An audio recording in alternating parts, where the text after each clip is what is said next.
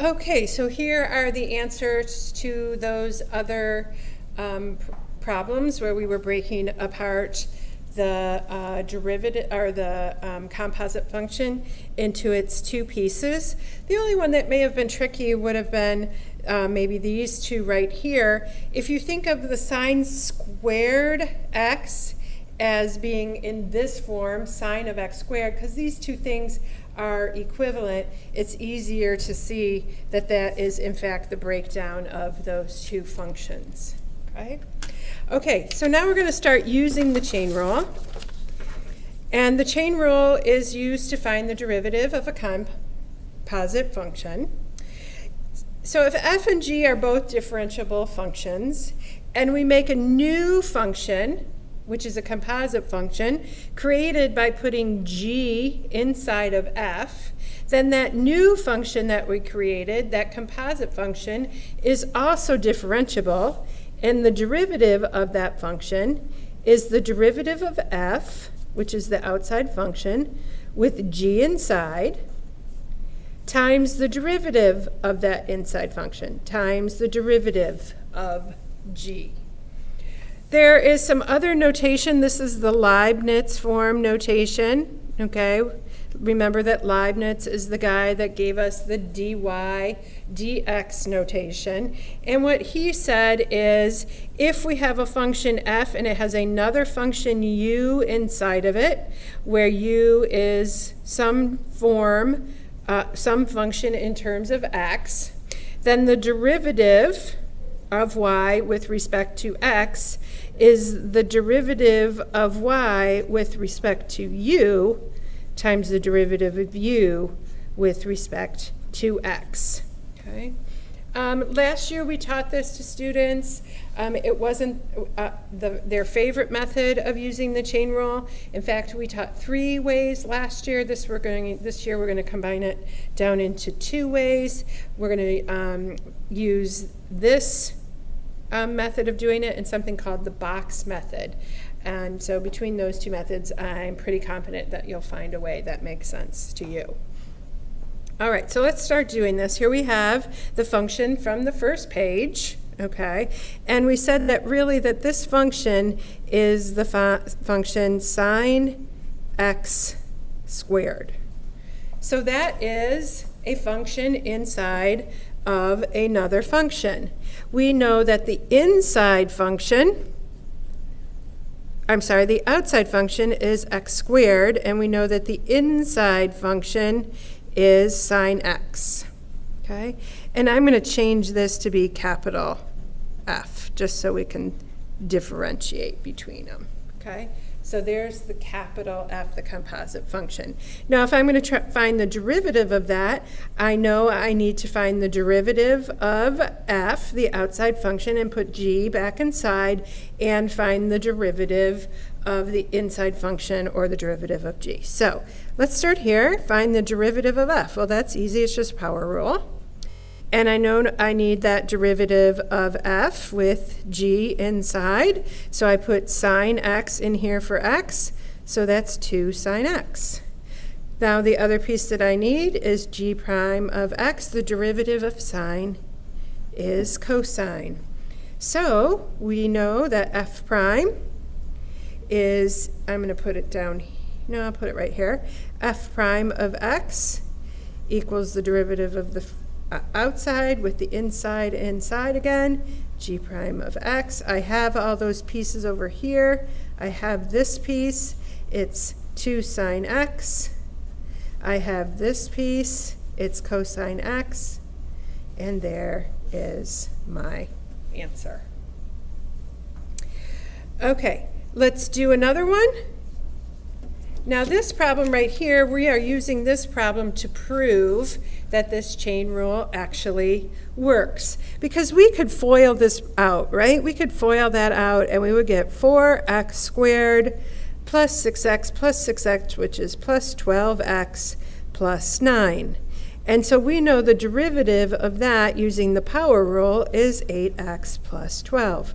I'm going to do it using the chain rule and prove to you that the chain rule does in fact exist. Okay, so if y equals 2x plus 3 squared, then I'm going to break that out into its outside function, which is x squared, and its inside function, which is 2x plus 3. So my derivative of my outside function is 2x.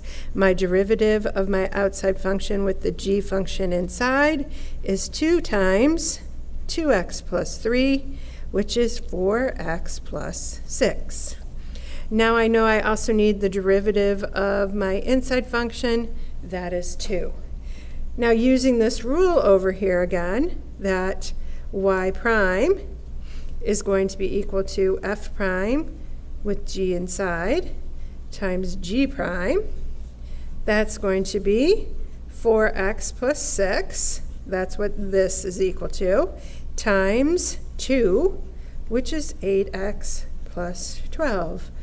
Those two things agree. So there we go, the chain rule does work. Okay. Now if you were ever to come across this problem on a test or on the AP exam, you could use either method. You could FOIL out and use the power rule, or you could use the chain rule, whatever works best for you. But on this problem, you're not going to want to FOIL that out, multiply it all out and use the power rule. You could, but you're not going to want to.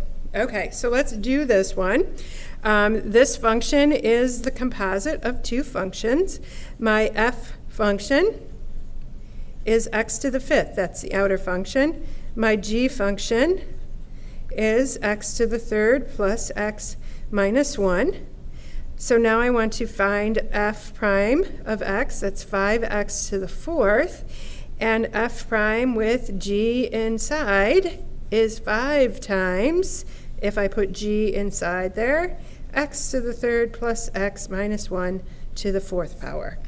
And then I know I also need g prime of x, it's 3x plus 1. Okay, so let's go ahead and find y prime. Y prime is going to be 5 times x to the third plus x minus 1 to the fourth. That's f prime g of x, and then I want to multiply by g prime, which is 3x plus 1. And there's our final answer. All right, let's see what we got here. Let's do this one right here, and then we'll do this one right here, and hopefully that'll be enough to catch you up with the rest of the students. Okay, so here we have a composite function. F of x is equal to sine x. G of x is equal to 2x squared plus 3. Now that we have that set up, we go ahead and we find f prime with g inside. I'm going to take a little shortcut here.